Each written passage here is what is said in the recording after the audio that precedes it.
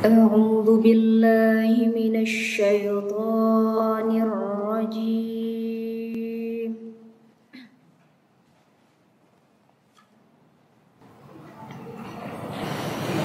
بسم الله الرحمن الرحيم.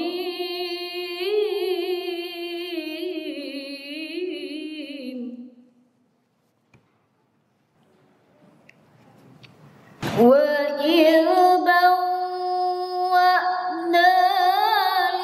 لإبراهيم مكان البيت ألا تشرك بي شيئا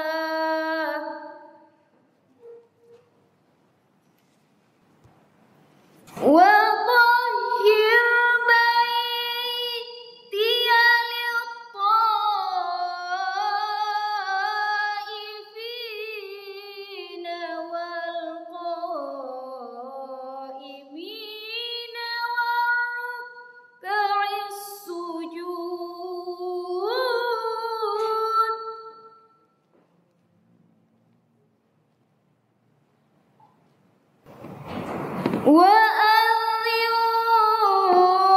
في الناس بالحج يأتوك رجالا وعلى كل ضامر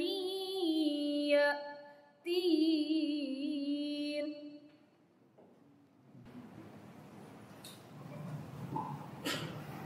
وعلى كل ضامر يأتين من كل فج عميق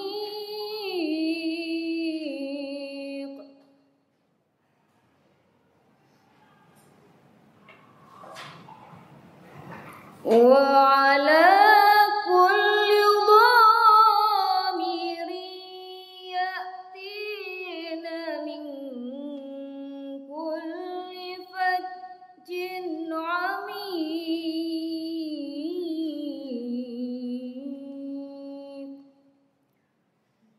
صدق الله العظيم. Assalamualaikum warahmatullahi wabarakatuh. لبيك اللهم لبيك لبيك لا شريك لك إن الحمد والنعمة لك والملك لا شريك لك لبيك اللهم لبيك لبيك لا شريك لك لبيك على النبي وآله الصلوات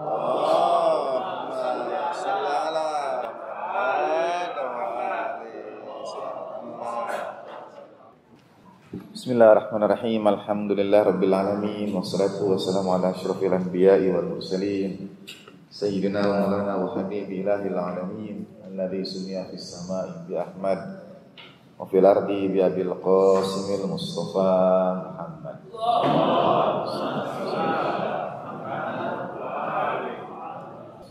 Wa ahli baitihi tayyibin at-tahirin nasiyama fatiyun billahi fil ardi arwahuna wa arwahul alamin ridwanul muqtamil fida sayyidatina Fatimah az-Zahra wa maulatina Khadijah al-Kubra wa jami' ahli baitin nubuwwah wa mahdin risalah wa anbiya'illahi wa rusulihi wa malaikatihi was siddiqin wa syuhada'i was salihin wa hasuna ulaika rafiqa.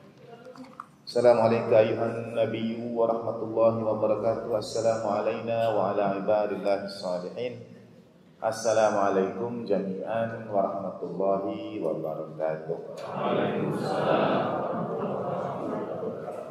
Asyhadu an la ilaha illallah wahdahu la syarikalah wa asyhadu anna sayyidina maulana Muhammadan abduhu wa rasuluhu la nabiyya ba'dah.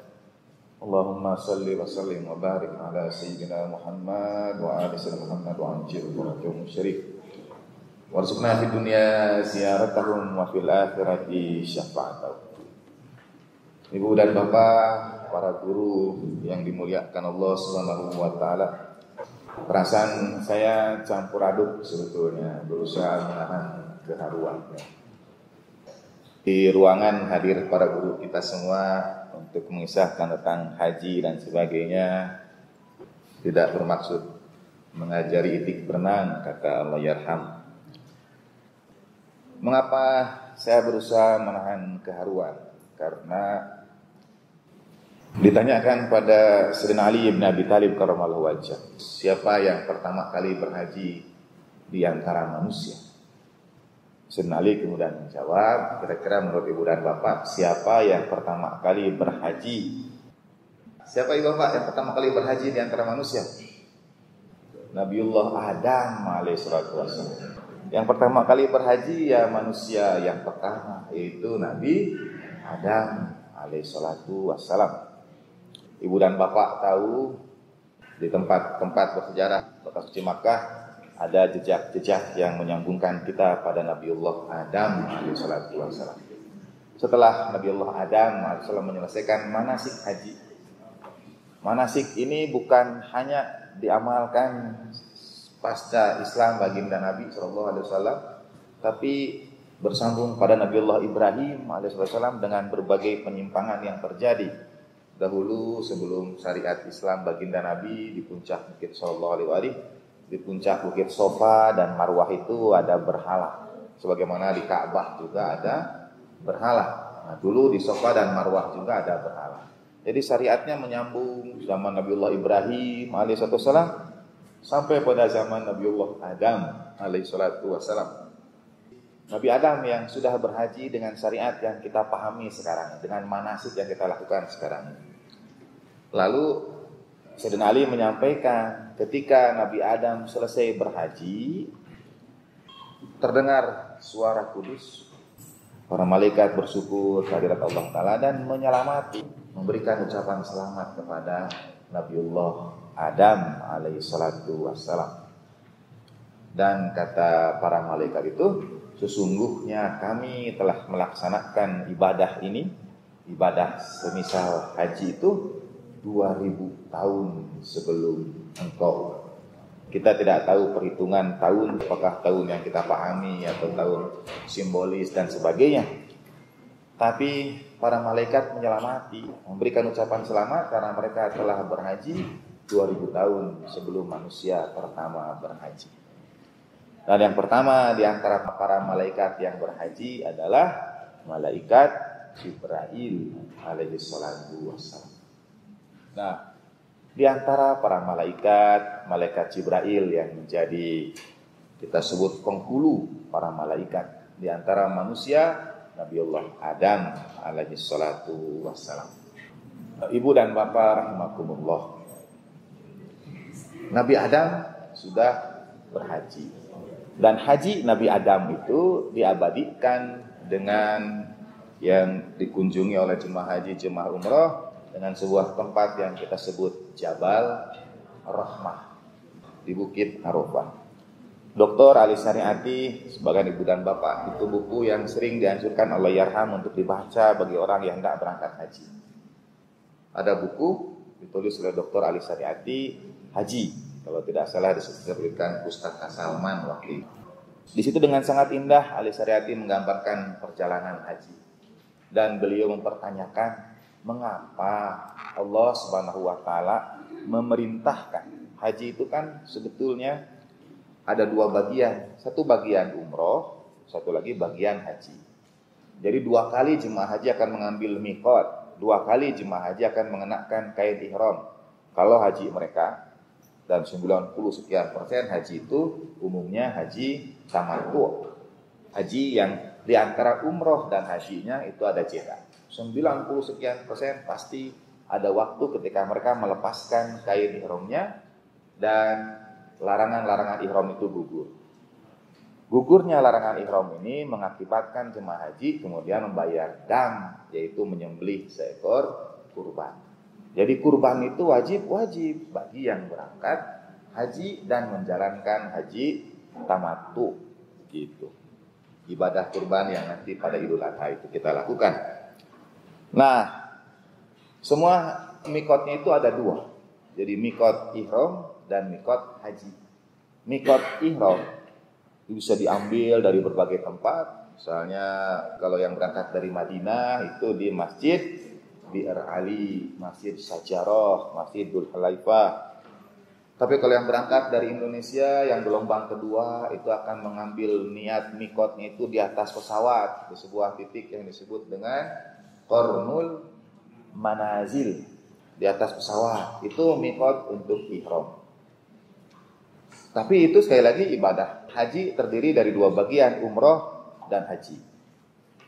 Begitu selesai umroh, mereka akan berangkat lagi, mengambil mikot lagi, akan ihram lagi untuk menunaikan wukuf di Padang Arafah.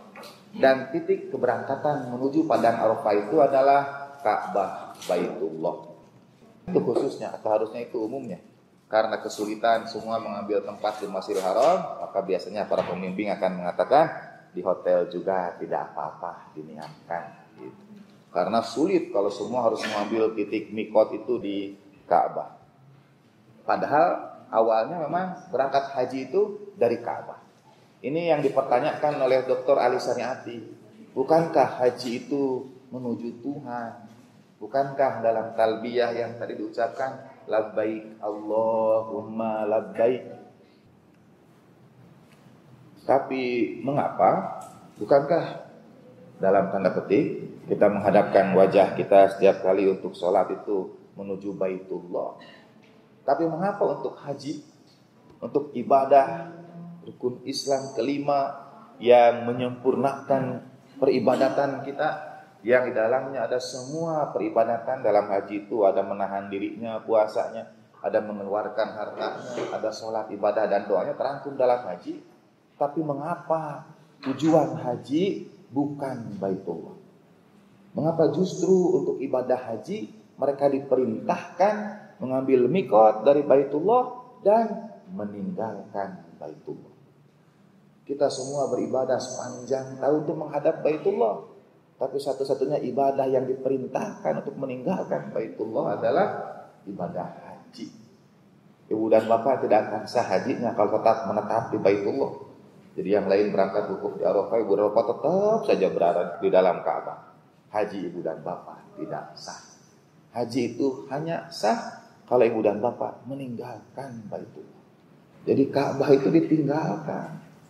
Ka'bah yang selama ini kita rindukan untuk berangkat berhaji, sehingga lambang haji, kalau mungkin ada kaligrafi, baik yang belum maupun yang sudah berangkat, Pak Haji tidak hanya ditandai dengan peci yang berubah jadi putih, tapi juga ditandai oleh gambar yang menandakan sudah berangkat ke tanah suci. Saya ingat karena Allah yarham kakek, nenek di rumah kami, rumah mamah bapak itu dulu ada lukisan, ini bawa pulang dari tanah suci. Dan lukisannya pasti gambar lukisan Ka'bah, Masjidil Haram. Padahal haji sekali lagi adalah perjalanan meninggalkan Masjidil Haram. Mohon tidak dipotong yang saya sampaikan ini. Jadi ibadah itu meninggalkan Masjidil Haram. Memang demikian adanya. Cuma haji itu berangkat meninggalkan Masjidil Haram. Mengambil waktu 8 Dzulhijjah, kemudian meninggalkan Masjidil Haram. Satu-satunya saat tirai Ka'bah diganti, kiswah Ka'bah diganti, yaitu pada saat tidak banyak yang ibadah di situ, yaitu pada tanggal 9 Dzulhijjah. Kalau ibu dan bapak mau melihat Ka'bah tanpa kiswah, hadirlah di Masjidil Haram pada tanggal 9 Dzulhijjah. Itu artinya batal hajinya. Bahkan orang yang sakit, kita tahu dalam fikih manasik yang disampaikan para guru kita, ibadah yang lain boleh diibadahkan, ibadah yang lain boleh dititipkan, boleh digantikan. Pembimbing yang akan mendampingi UDA insyaallah itu menyampaikan, beliau dan putra beliau yang biasa mengantar orang berangkat haji itu, kata Pak Kiai, beliau sampaikan, saya ini beda dengan anak saya. Kalau saya akan saya sampaikan, Bu, Ibu mungkin kondisi kurang sehat dan sebagainya, tidak apa-apa lempar jumrohnya dibadalkan. Tidak apa-apa mabit Musdalifahnya dibadalkan. Tidak apa-apa tawaf ifadahnya dibadalkan. Semua ibadah bisa dibadalkan. Walaupun kata Pak Kiai, kalau anak saya beda. Anak saya akan berkata, Bu, Ibu sudah jauh-jauh sampai ke sini, lempar jumroh ya Bu. Masa tidak lempar sama sekali? Tidak punya pengalaman itu. Saya yang akan menggendong Ibu. Itu yang luar biasa. Jadi saya yang akan mendorong Ibu supaya Ibu punya pengalaman itu, merasakan itu. Walaupun boleh digantikan, karena beliau masih muda, punya tenaga, jadi dia ingin membantu dengan caranya, itu menghadirkan jemaah itu untuk punya pengalaman berhaji itu. Semua boleh dibadalkan kecuali wukuf di padang Arafah. Sehingga dalam hadis baginda Nabi SAW yang terkenal, Al-Hajju Arafah. Haji itu padang Arafah. Al-Hajju Arafah. Al-Hajju Arafah. Saya ulang-ulangi supaya kelak satu saat mudah-mudahan yang pulang dari tanah suci itu bawa lukisan yang dipajang itu ditambah, bukan digantikan. Selain ada lukisan Baitullah, ada juga lukisan padang Arafah. Hadisnya sangat terkenal. Tanya pada ustadz yang membimbing haji dimanapun, Al-Hajju itu Arafah. Sahkah ibadah haji kalau kita tidak wukuf di padang Arafah? Tidak akan sah. Yang mana padang Arafah itu, mana gambarnya, tidak dijadikan oleh-oleh. Yang dijadikan sekali lagi gambar Masjidil Haram, gambar Mekah. Apalagi kalau gambar itu sebagian Ka'bahnya sudah jadi kecil karena tergantikan oleh jam gadang yang besar itu. Jadi haji menuju kemana? Ka'bah, tapi Ka'bahnya tersisa kecil di gambar itu. Yang besarnya jam gadang. Jadi haji menuju kemana? Menuju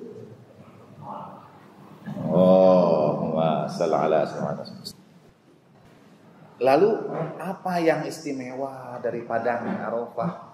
Mengapa ia menjadi puncak peribadatan haji? Mengapa kalau tidak hadir di padang Arafah tidak sah hajinya? Hatta bahkan kalau sakit sekalipun, berada terbaring sekalipun, harus hadir di padang Arafah.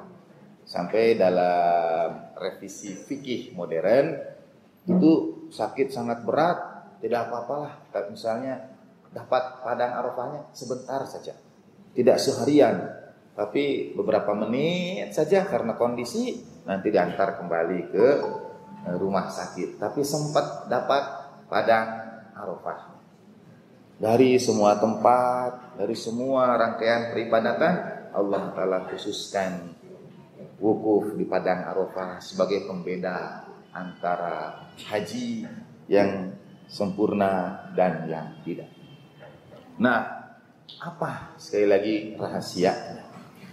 Di antara atau di tengah padang Arafah itu kita kenal ada tugu atau ada bukit yang disebut dengan Jabal Rahmah, bukit kasih sayang. Disederhanakannya oleh para pembimbing benar, dan ada yang bisa dimaknai lebih dari kalimat yang benar ini. Padang Arafah adalah padang tempat perjumpaan Nabiullah Adam alaihissalam dan istrinya Sayyidatina Hawa salamullah alaiha. Itu teramat benar. Tapi sebagaimana kita yakini dalam agama kita, ajaran Al-Quran bukan hanya menceritakan tentang keluarga, bukan hanya sekedar cerita pertemuan orang yang terpisah oleh jarak dan waktu. Sebagaimana kisah Nabi Yakub dan Nabi Yusuf alaihi wassalatu wassalam, bukan hanya pertemuan antara seorang anak dengan ayah, bukan hanya kerinduan dari seorang ayah pada putranya, tapi Nabi Yakub juga adalah seorang nabi dan Nabi Yusuf adalah pengikut nabi itu. Jadi surat Yusuf menceritakan kerinduan seorang nabi kepada pengikutnya. Demikian pula di padang Arafah.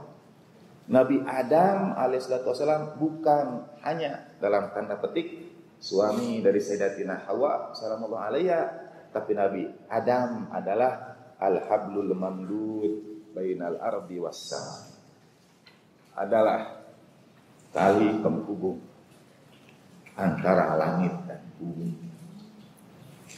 Nabi Adam itu adalah tali penghubung antara langit dan bumi. Ketika Allah Subhanahu wa taala berfirman, "A'udzubillahi minasyaitonir rajim, inni ja'ilun fil ardi khalifah."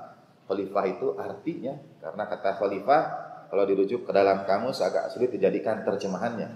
Saya kalau sama anak-anak mahasiswa, saya minta mereka mencari padanan kata yang tepat untuk khalifah. Khalifah itu apa? Kata mereka, wakil Tuhan di muka bumi. Oh, jadi Tuhan punya wakil, saya bilang. Amat sulit mereka mencari padanan kata khalifah yang paling tepat di Indonesia. Manusia itu khalifah Allah Ta'ala, ya kata mereka. Berarti kalian semua adalah wakil-wakil Tuhan di muka bumi. Kan berat kita memaknainya. Misalnya kalian bertengkar, ini pertengkaran antara satu wakil Tuhan dengan wakil Tuhan yang lainnya. Jadi apa makna khalifah? Bingung. Khalifah itu dalam bahasa Arab yang datang setelah gitu. Masa kalian akan mengatakan manusia adalah yang datang setelah Allah Subhanahu wa taala? Enggak bisa. Khalifah juga bermakna pengganti. Ini khalifahku, ini yang menggantikanku. Masa kalian akan berkata manusia adalah pengganti Tuhan di muka bumi? Kan tidak tepat semuanya. Dalam doa ziarah kita menyeru para khalifah Tuhan itu dengan hablullah bainas sama'i wal ardi, tali penghubung antara langit dan bumi, jembatan yang menghubungkan kita antara langit dan bumi. Nah, kehadiran khalifah itu disebut dengan kehadiran hujjah. Haji disebut haji karena hadirnya hujjah yang menghubungkan langit dengan bumi. Dan hujjah yang pertama yang menghubungkan langit dengan bumi adalah Nabiullah Adam alaihissalam sebagai yang pertama. Jadi kalau berangkat ke Padang Arafah dulu tidak ada Nabi Adamnya alaihissalam, tidak disebut berhaji karena tidak ada khalifah Tuhannya. Dan ini syarat, sehingga tidak mungkin haji, la hajja illa bil hujjah. Tidak mungkin ada ibadah haji kecuali ada kehadiran yang menghubungkan antara langit dan bumi itu. Nah, saya terharu karena ternyata yang hadir banyak juga. Saya tidak tahu bagaimana udah mengundang, tapi ini cukup penuh juga. Jadi kita semua yang diliputi keharuan dan kerinduan kepada yang menjadi penghubung, yang menjadi jembatan antara langit dan bumi. Karena itu dari Baitullah jemaah haji diminta untuk keluar menuju Padang Arafah. Untuk menuju Tuhan itu dari rumah Tuhan diminta keluar untuk menemui yang Allah Ta'ala amanatkan terhadap keberlangsungan rumah Tuhan. Di mana? Di Padang Arafah. Begitu banyak riwayat dari baginda Nabi Sallallahu Alaihi Wasallam tentang itu. Pada saat yang sama, pertemuan Nabi Adam dan Siti Hawa itu melambangkan segalanya. Siti Hawa itu sendirian, ketakutan dalam artian ya segala permasalahan yang mungkin kita hadapi di dunia. Waktu itu Siti Hawa salamuallahu alaiha mengalaminya. Dan yang menggerakkan Siti Hawa untuk terus berjalan mencari dan akhirnya bertemu dengan Nabiullah Adam alaihissalam yang menjadi juga dasar dari perjalanan haji, hanya diberikan kepada orang-orang yang merasa kehilangan, yang merasa keterpisahan, keterjauhan, orang-orang yang diuji dengan berbagai macam cobaan. Saya kadang tidak nyaman menyampaikan ini karena membimbing jemaah berangkat umroh dianggap nanti promosi travel umrohnya. Padahal tidak, memang setiap kali ada yang walimah seperti ini atau dalam majelis umroh misalnya, lalu ada orang yang berkata, saya belum siap berangkat umroh, saya masih kotor, saya masih banyak masalah. saya masih hina, penuh dosa dan sebagainya, belum siap untuk berangkat haji, belum siap untuk berangkat umroh. Jawaban saya selalu sama, justru itu Pak. Kepada siapa lagi orang yang punya banyak masalah harus datang? Kemana orang yang merasa hina, kotor, banyak dosa harus menyucikan dirinya? Apapun alasan yang kita sampaikan, justru karena itu kita harus berangkat. Justru karena itu kita harus berangkat. Misalnya keharuan berikutnya dalam bahasa Jalaluddin Rumi, luka adalah celah cahaya Tuhan masuk ke dalam hatimu. Nah, ada satu kehangatan, atau lebih tepat mungkin Ibu dan Bapak tahu untuk menahan keharuan ini karena kita dipisahkan. Ali, anak saya itu sempat bertanya, Bi, apa rasanya jadi orang dewasa? Saya bilang, ini orang dewasa itu nak ditinggalkan orang yang kita cintai satu demi satu. Kata dia, Bi, katanya. Jadi dia tidak ingin jadi dewasa. Tapi itu kan sunnatullah. Yang tidak ada tabdilah untuk sunnatullah itu. Jadi orang dewasa itu adalah kita ditinggalkan oleh orang yang kita cintai satu demi satu. Maka di situ pentingnya penghubung antara langit dan bumi. Kita tahu saudara-saudara kita yang kita cintai sekarang berada di langit. Dan kemudian Allah Ta'ala karuniakan satu perasaan dalam diri kita yang mungkin tidak kita rasakan atau tidak kuat kita rasakan selama ini, yaitu nikmat kerinduan. Nikmat, disebut nikmat, tapi pedih, iya. Itu mungkin dalam bahasa teman-teman yang disebut dengan paradoksnya. Perih sebetulnya, pedih sebetulnya, tapi di satu sisi kita melihat keindahan. Jadi ada karunia merindukan yang hanya diberikan kepada orang-orang yang kehilangan. Lalu kita menemukan jalan menuju kerinduan itu.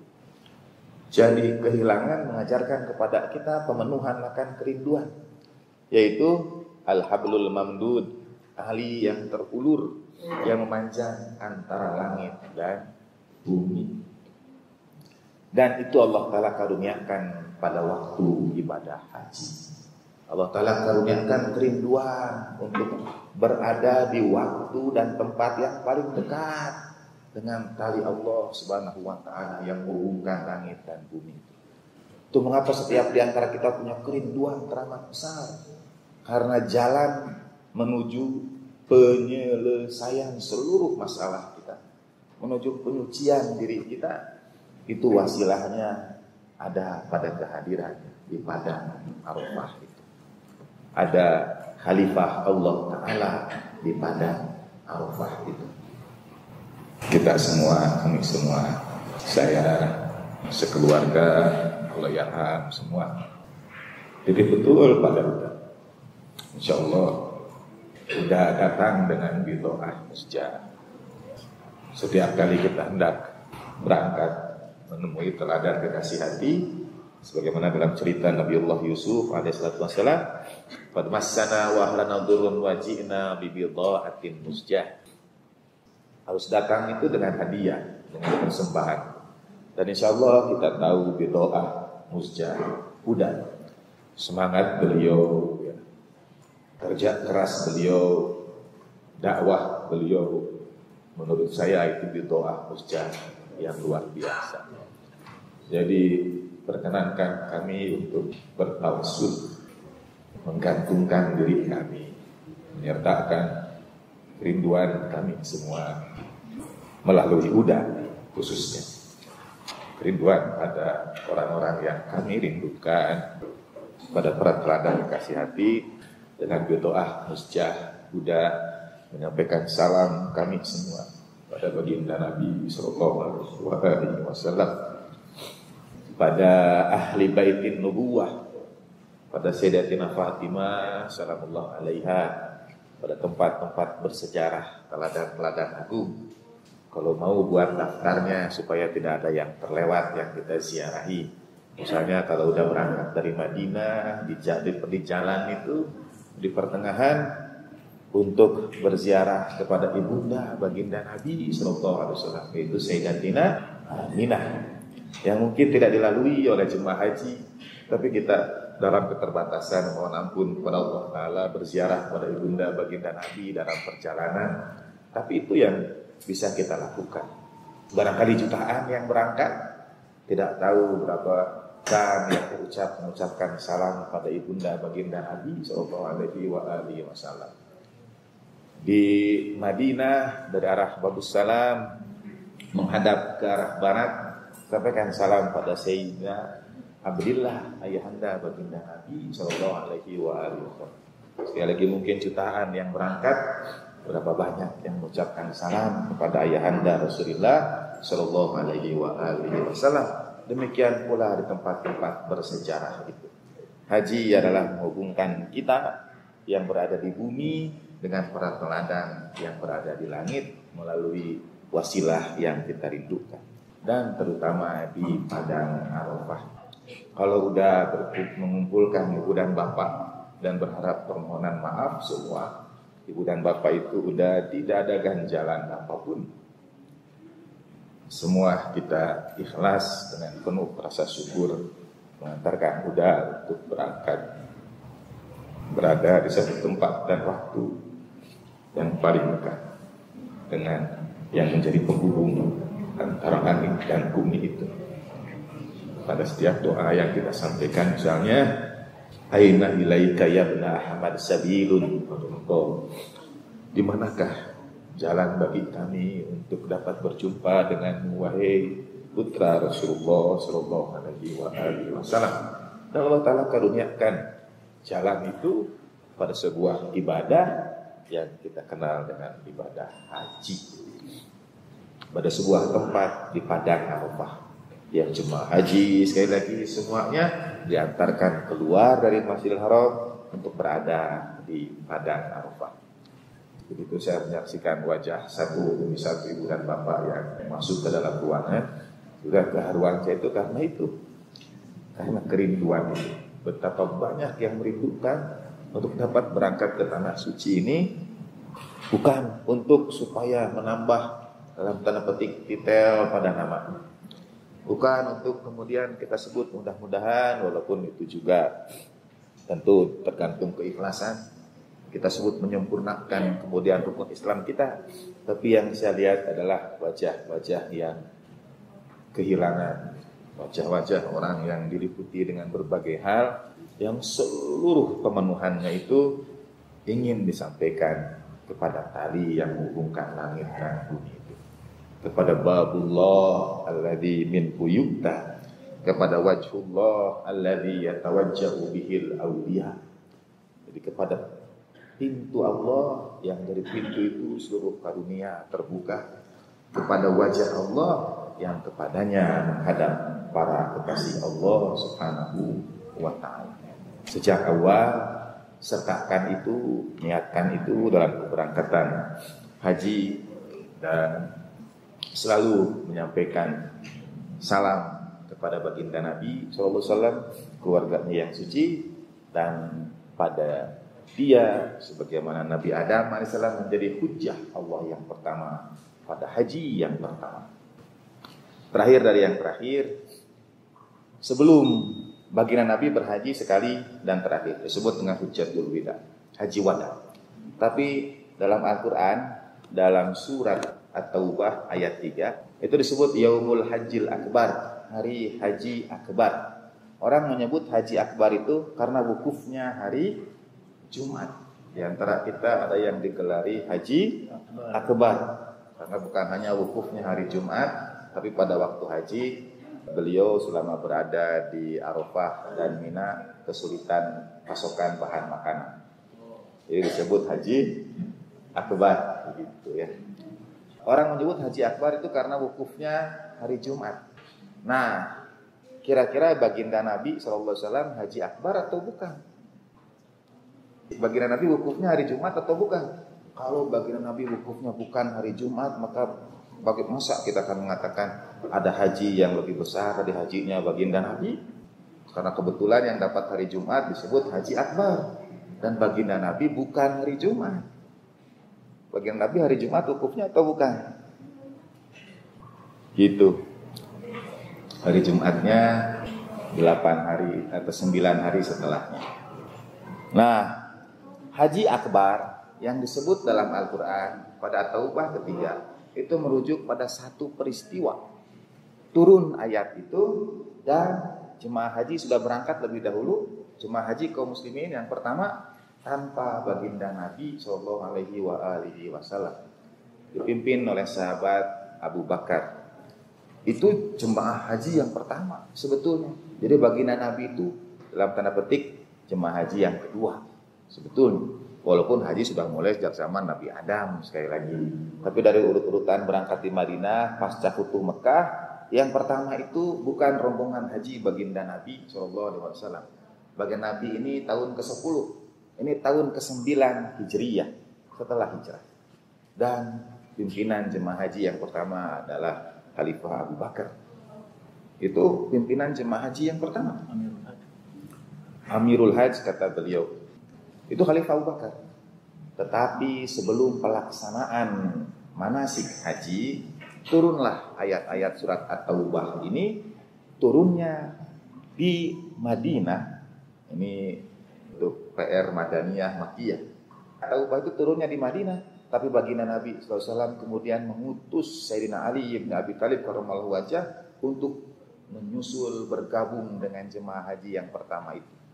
Sehingga Sayyidina Ali hadir di Padang Arafah, hadir di musim haji itu, dan menyampaikan ayat-ayat surat At-Taubah. Jadi At-Taubah Madaniyah atau Makkiyah, turunnya di Madinah pada baginda Nabi SAW, tapi dibacakan pertama kali kepada umat manusia itu di Mekah. Jadi surat At-Taubah awal itu Madaniyah atau Makkiyah?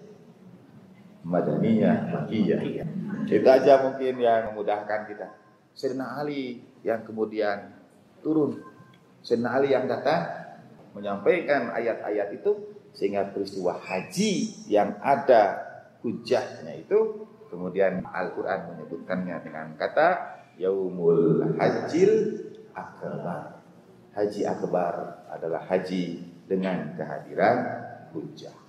Jadi saya lagi udah selamat berangkat dari kita semua ya. InsyaAllah sampai pada puncak kerinduan, puncak kedambaan pada yang menjadi wasilah seluruh karunia kita, seluruh karunia Allah Ta'ala kepada kita. Mohon sampaikan permohonan ampun kami, permohonan maaf kami. Paling baik tentu tidak merepotkan Buddha ya, dari Buddha Bapak semua kita pasti ingin titip nama, ingin titip doa supaya memudahkan Buddha dengan kalimat Jami'ul wajibatil hukuk yang alayya, bagi setiap orang yang punya hak atas diriku. Kalau mau yang di sini khusus bagi yang datang pada acara walimah safarku gitu.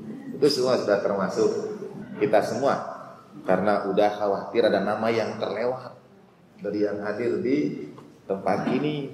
Jadi dengan kalimat Jami'ul wajibatil hukuk yang alayya, pada setiap orang yang punya hak atas diriku. Ini kami titip betul salam kerinduan. Sekali lagi, anugerah kerinduan itu karunia yang Allah Ta'ala karuniakan kepada Nabi Yakub, Nabi Yusuf karena kehilangan satu sama lain.